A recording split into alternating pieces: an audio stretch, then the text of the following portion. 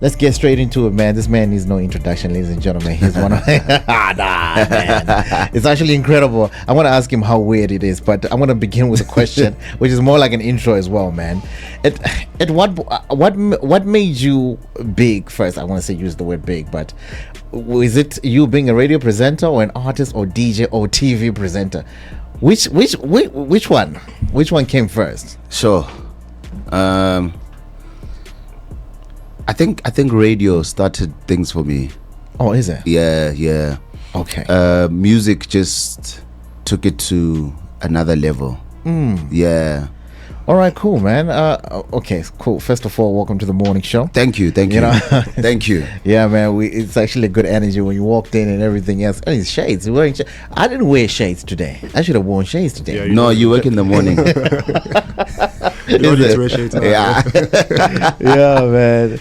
It's actually quite interesting. You say radio came first, eh? Because to be honest, when did radio start? It started in grade 10, 2008. Hey, man. Yeah, that's when radio really started for me. I used to listen to the radio every time I used to go pick up my mom. Is that when you had your first radio gig? Yeah. Back in my hometown in Elwell North. I used to pick up my mom from school, so on our way home, she would be listening to radio, and that's when the interest, started for me. And then I decided to pursue it. There was a local radio station in my hometown called Takalani FM. Oh yeah. And then I went there. I knocked. They asked for a CV. I sent them what I could send them at the time because I'm in high school. And then that's when I got my first radio gig. It was on and off. I wouldn't say it was something consistent. Yeah, of course. Yeah. But it was a start for me to just familiarize myself with radio, familiarize myself with the mixer, just be in the space. What was it? Sorry? In Elwell North. Oh, okay, in the Eastern Cape. Yeah. Oh, shut up. That's my hometown. So yeah, that's because you may love radio when you listen to it, but when you're in studio, the experience is different. Yeah, I know it is different. You get what I mean? Because you need a different kind of energy. Yeah. And you're alone. You're speaking to a mic. And people don't get that, So they don't get it. Yeah, a lot of the times people would say, "No, I want to do this radio thing." You bring them to the studio, and you say to them, "Do it for maybe 2 months," and then they're like, "No, this is not what I want to do." You can't talk to yourself. You can't talk to. I'm talking to myself. So that's where it started for me. And fast forward, I've been to many other radio stations after that.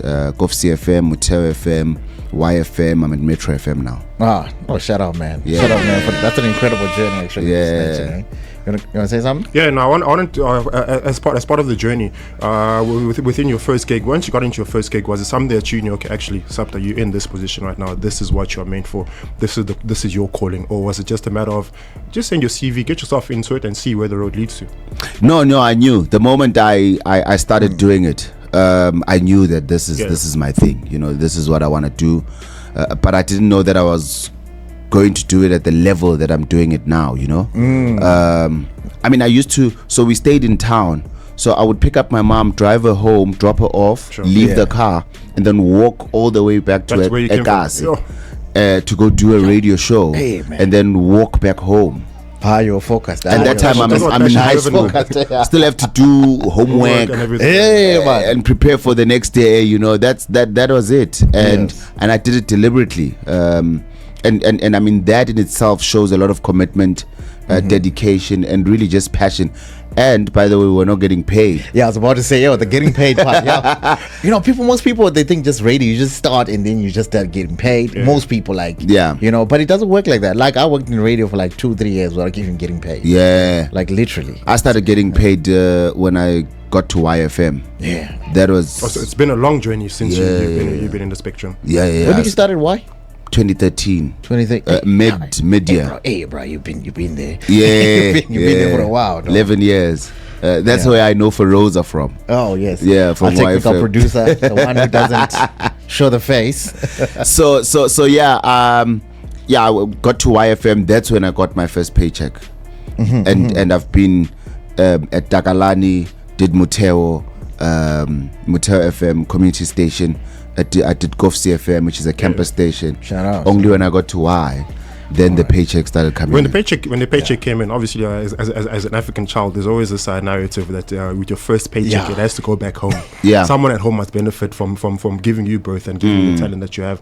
Was that the case with you? When you got your first paycheck, were you not overly excited with seeing the headlines and thinking, I need to get myself a Merc right now? Oh, or no. the first inclination thinking, I need to go back home and show my family what I've been able to achieve by them bringing me onto Oh no! If I said that paycheck to my mom, she was gonna be like, "No, thank you. I don't know. It's okay. It's not gonna change much. It won't carry much water. Which brings me to like, so when you told your parents you wanted to do radio, what was their reaction actually? Study first, get a degree first, and then you can do whatever you wanna do. Did you get the degree? I did. Shut out, 2013, man. yeah. Okay. I got marketing and communications, corporate marketing and communications. That's why you're good at selling yourself. Wow. Man, I was wondering, hey, man, this guy must have a good PR team and everything else. So fast forward, personally, when I first encountered your name on an incredible song, like this song is one of the best. So I still play it up to now. Yeah, I know. You're obsessed with that song every single time. Nah, man. That song actually, and which was Kuletu. A lot of people don't know that. I was about to say a lot of people don't know that Supta was actually on Kuletu. We don't know. They don't know what you were doing there. Yeah. But I just saw a guy sitting on a gushesha. I'm like, that's the guy. That's the guy. That's all right. Oh, that must be Supta there. I don't know him, but I see the name on the thing. Yeah. How did that happen? I was already making music by then. By the time Kuletu happened, I was already making music, and then I bumped into Afro Brothers, the late Afro Brothers, may their souls rest in peace, and we worked on the production of Kuletu. Look, they did most of the work because they were based and they were already producing. So I did my part. Then I sent the song to KB, Prince KB. So and then he came in.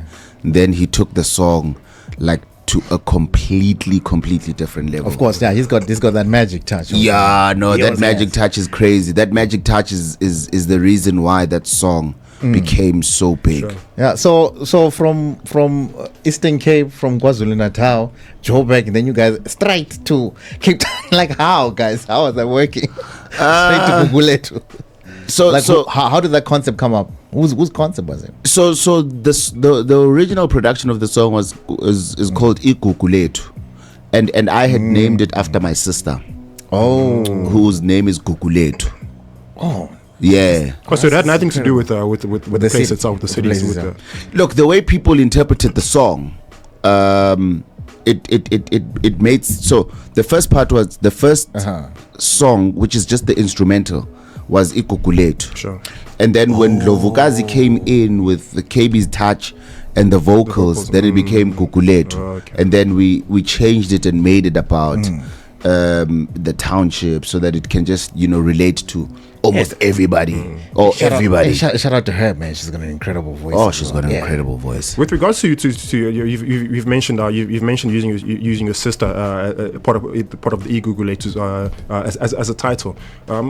Music these days tends to evoke a lot of emotions, tends to evoke a lot of relativity. Is that the direction you're now taking in your music, to say, how do I evoke a certain emotion from a certain person when they listen to this song, they feel as if I'm speaking to them directly? Oh yeah. Most of my music is, if not all of my music is that. You listen to my music, you're gonna connect in one or other way. I really do believe in that, because I take pride in people being able to connect with the music even in their small corners. That's what music's supposed to do. Like that's true music. Connect with music even in your small corner. You don't have to just connect with it when you're at groove, and then when you're home it's then it's like it's supposed to be the other way around, actually. Exactly. So when I make the music, fortunately for me, and I think this is God driven and God directed, when I meet people that I reach out to work with, they just connect on that level. And I guess, with some of the people that I've spoken to, the vocalists, they just say that the beat takes them there. The beat takes them there.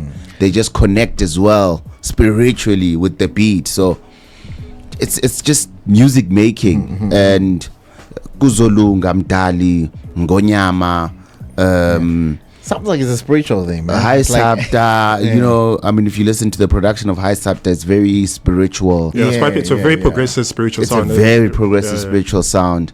Tumamina, Ixesha, even the names, the titles of the song. Exactly. That's what I was about to say. Yeah. It's a very spiritual thing, man. The song that I did with DJs in Tlengizotandaza, Kuleka, you know. Yeah. And I want to ask that, I was just sorry to interject. Some of the artists that you feature on your songs, is that deliberate, or is it just a matter of, okay, you kind of hot at the moment right now, let me put you on my song so my song gets more revenue, gets more attention, or is it a deliberate attention in saying, okay, I need this feature on my song because this is the emotion I'm trying to evoke? Oh, that's a good question.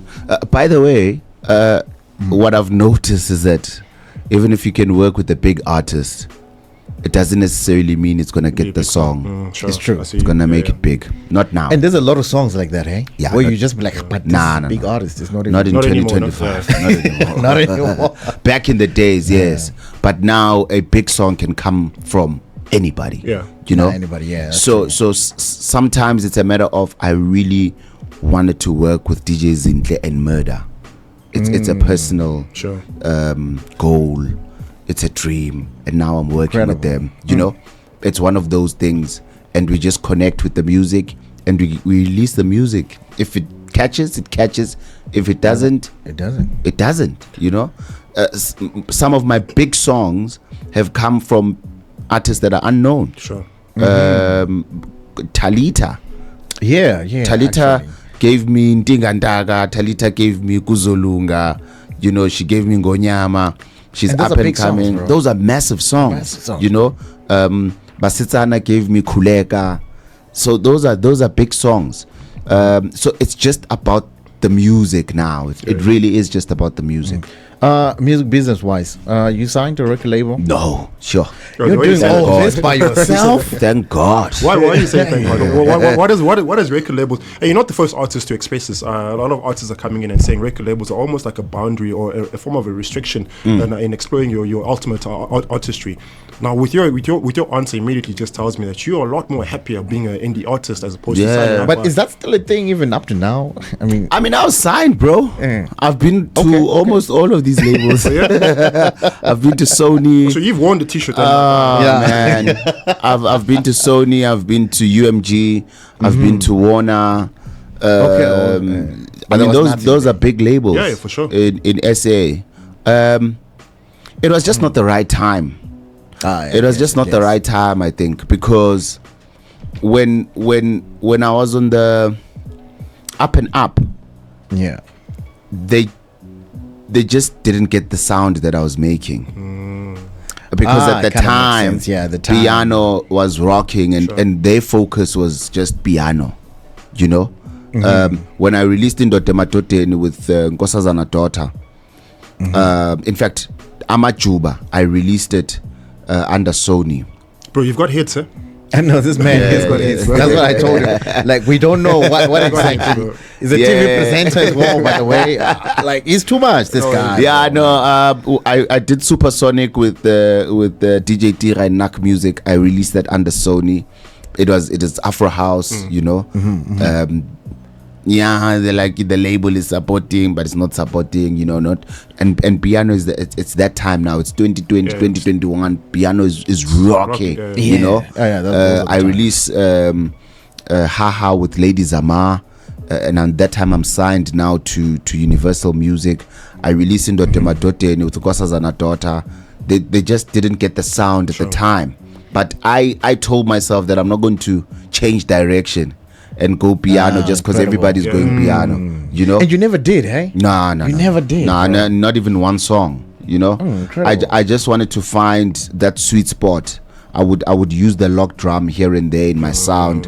Just to create some relativity. Relativity and find that sweet spot. But also the big thing for me was creating and building a community. A community of people that connect with you and your music. That is much more sustainable than hits. How do you build this community? Because a lot of people say that, and they give that kind of advice as well. But One how do song you at a do it? time. Okay. One song at a time. Every time you release a song, Ronnie finds you.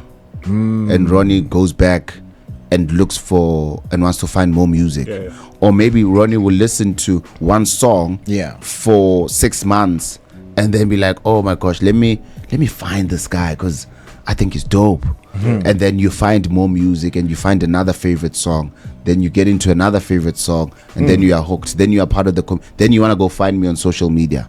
Yeah, you know, that's you get what I mean. How it happens, yeah. So that's how you build a community, because then that community identifies with your music, and your music now also has an identity. It's like when you can hear a Supta song. No, you can hear it. You can pick it up. You can hear a Supta beat. You know, so people then connect in that way, and that's how you start building a community of people that will follow you when you are gigging somewhere. They come because they want to hear you play, you know. It really is about that. But I've with labels, just to go back to your question, I think it wasn't the right time. The last label that I was signed to was Warner Music, and I think when I left and I asked them to terminate my contract, I mean I'd released Kuletu with them, which was my biggest songs that I released my biggest song that I released with them. I released Emma Tandweni, I released Sebenza with Khanyisa Jaceni.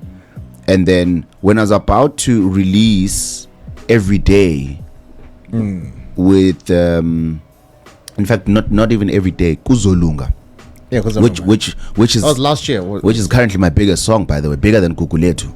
No, that one's big. Yeah, that one, like, it's crazy. The numbers are even bigger than Kuletu. But is it? Okay. Yeah, okay. I played that song in a meeting with the A&R at Warner, and they're like, nah, it's not the one. We're not sure, man. You know. That time you're at home, you're pumping it, you're blasting the sound. Yeah. This is that time you were ready, saying this is the one. I'm like, no, I was just playing the music. Sure. You never know with the music if the song is going to be a hit. That's true. You know, you don't know when you make it. All of my songs are hits, according to me. When I leave the studio, all of my songs should be number one. Number one. That's what it is. That's what it is. Yeah, you know, that's what it is. So I played them the song, and then they chose Kuleka. We released Kuleka. I played them other songs. Then they chose Emma Tandweni. Again with the intent to build community. Yes. And then I played them the music again. They chose Sebenza with Khanyisa Jaceni, but they kept on just pushing Kuzolunga to the side. Yeah. They weren't far though, but I guess you get what I mean. Yeah. And then the last meeting I had, I played them the song and I was like, this is the song that we should release. This is early 2024, like in Jan, because already I'm planning for the year, like the songs that I want to release. Am I releasing an EP? Am I releasing an album? And then one of the A&Rs or stylists from Warner, I don't know what that guy is, but he was in that meeting. There's always names that you don't like what do you do? And then they tell you a name, then you don't even know what that is. Yeah. Like, then he says, no man, you know, we're looking for a song that when you thinking of leaving the club at 3 a.m. Then the DJ plays it, then I turn back and I want to go back. I was like, what? That came from the wrong person, not from me. I won't give you that song. I'm sure that was your response. I'm like, what? At 3 a.m. How are you going to know that? Yeah, how are you going to know that? How are you going to know that? There be magicians up in here. In that moment, I felt like they making me doubt my craft. And my belief in my music.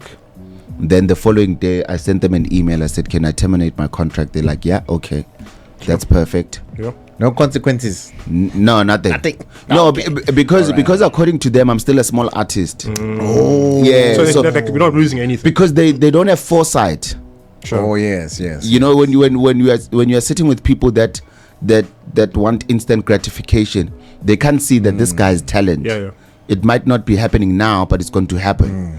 And fortunately for me, and God willing, they gave me and they terminated the contract. And then I released Kuzolunga, Pagamisa, and Trip to Harrismith, my first EP. Kuzolunga became my biggest song and one of the biggest songs in 2024. And then they're like, oh, let's give it a hand. What have we done? Yeah. What have we done? And then after that, I released Every the Day. dude is gone, man. Dude's gone. Gone. The I released is Every gone. Day with Musa Keys and Sizo Alakine. Oh yeah. I released an album. Now there's High Supta. Now there's Zololam. Like I worked with DJs Zintle, Murder, Sizo Alakine, Gigi Lamaine. I'm dropping something with DJ Sboo. Like you get what I mean? Like Yeah, that's powerful, bro. had that moment not happened, I don't think I'd be here because the label would have wanted to shelf my It would have music. just been another artist in the shelf collecting Exactly. dust there. I wanted to ask a key question, quite an important question for me specifically. I've heard your voice on the radio quite a few times, and you touched quite an important aspect of building a community. Dating back from the first time when you went onto a radio station where there's a microphone in front of you and you think, I'm speaking to myself. Now that you have a community and you stand in front of a microphone, when you're speaking, do you see the people that you're speaking to? Do you see your community that you're speaking to? Do you see them gravitating to you and listening to you and thinking, yeah, this is Supta. I want to be like this guy. I want to follow his journey. I'm looking at him as a role model. Is that how you speak when you present yourself to the general public now? Obviously you have a responsibility, you know. I'm in the public space. I mean, I work for the biggest commercial urban radio station in the country. But whenever you speak, you're speaking to one person. Yeah, that's what it is. Yeah. That's what you're doing. You know, you don't think community, you think Sure. one individual. Yeah. So you relate to that individual. If I'm speaking to a lady, I will make examples about a guy instead of another lady.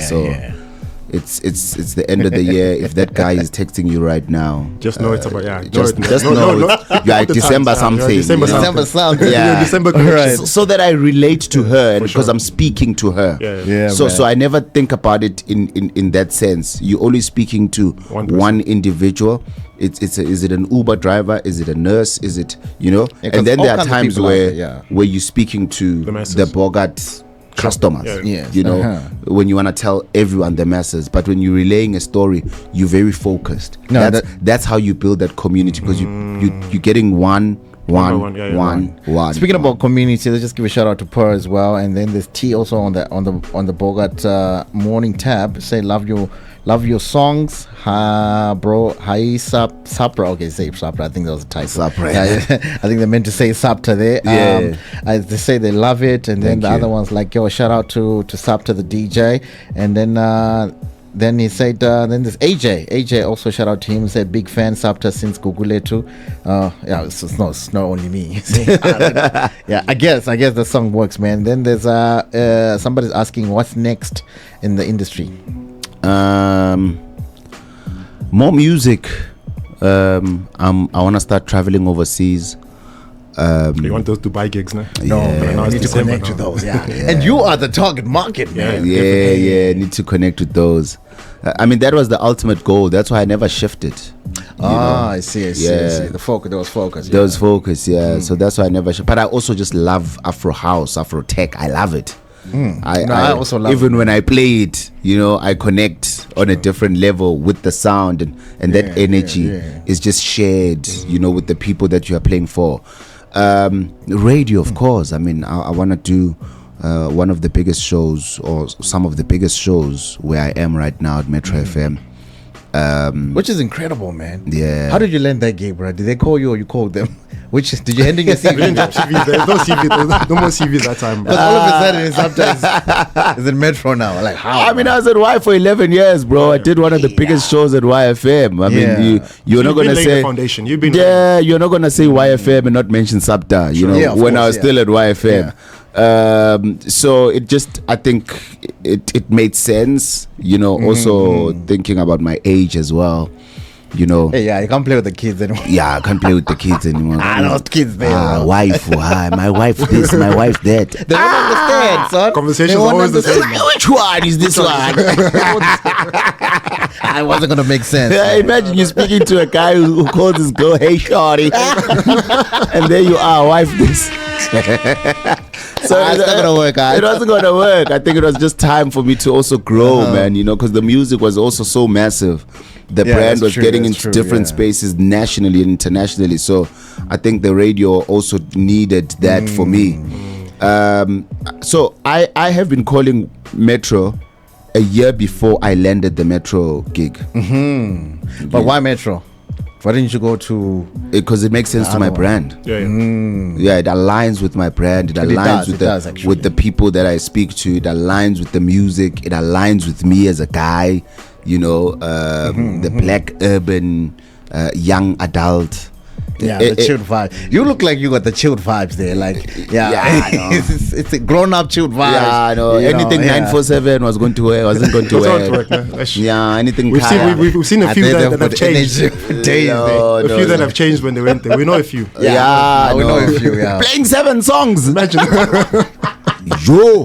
One after another. Yo, 7 at 7, 947. Yeah, I know. The energy there, but yeah, no. I mean, as a brand, I was just not going to align. You know, I didn't think my brand was aligned. So Metro FM was also a dream, man, for me. I used to listen to it when I was in Bloem, when I was still at campus radios at Gov CFM.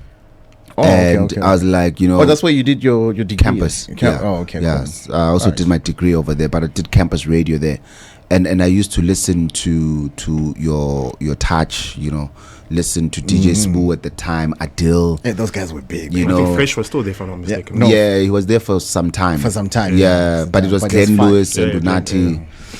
He was at 5 Fresh. 5, yeah. 5. Your DJ Ken. So I used to listen. I was like, one day I would love to work here, and the days have come. Yeah. But to be honest, I feel like those were like the Avengers more days of radio. I don't know. What do you think? What do you think of that? Because there's a lot of things that says radio has died, and it's like the guys they're trying to bring back the old guys, and you know, and all the kind of things. But obviously, putting into consideration that radio is still radio. Radio is still radio. You know. But we're gonna listen to it regardless, whoever is there. Look, I mean, you can't base an entire industry on a 3%. Yes, exactly. You can't. You can't base it on a 3% and a 5%. You know, there are people who are technologically savvy now, who because on a day-to-day basis they watch podcasts. They don't listen to radio, or they listen to specific shows. True. They're going to say, no, radio is dying. I think radio is at a point where it needs to just coexist with the digital space. But it's not dying anytime soon. I mean, if you step out of Gauteng, and I think a lot of people live in that bubble, they do not step out of Gauteng. For sure. Once you step out of Gauteng, you then realize you see the country differently. Yeah. You see the country differently. Sure. People in Gauteng, they've got a different mindset. I don't know. This is their own world. Yeah. I don't know what happens. It's that bubble that I'm talking about. You get blinded with what's happening. Like, I don't know. Yeah. It's that bubble that I talk about. And I bet you got more fans outside than in Johannesburg. I don't know. Is it touch and go, no? Oh no, is it because you haven't been out there? No, I've been out there, definitely. I've got fans everywhere. It's obviously back home, like in the Eastern Cape, like the love is different. It's just different. It's different, yeah. You got love. You got people here. You got big fans here.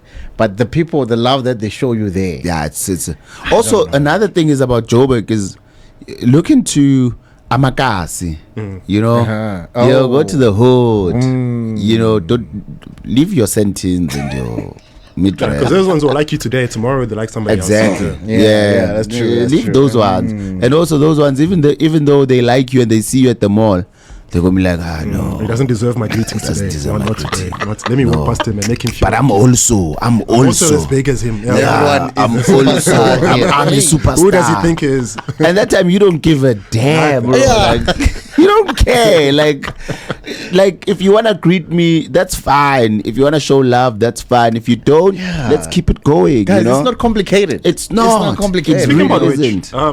Do you think that's what we're lacking in South Africa? A paparazzi of some sort, a celebrity status of some sort, where each musician, each artist, each person that's doing something in STEM industry does not feel appreciated enough by the general public. Because now, like you mentioned, now you walk through Sandton City, you might see a Kanye Mbao there, and you're literally just walking past each other, like you're not possibly one of the biggest influencers in the country. Yeah. Is that like a normal thing in Joburg? Are we okay without having the celebrity status, the paparazzi status? Is that a normal thing? I think the reality is that it's normal. Yeah, even me, I also think, I don't know, it's just, Yeah, it's just like, celebrities are all over here. Yeah, we used to them. Yeah, yeah. There are those people obviously that are not used to celebrities like that will always show love. Yeah. But the moment you step out, those are people that won't necessarily bump into a Kanyimbao, at the mall, or bump into a Lasizwe at the mall, So the love is different, and Joburg is where a lot of things happen.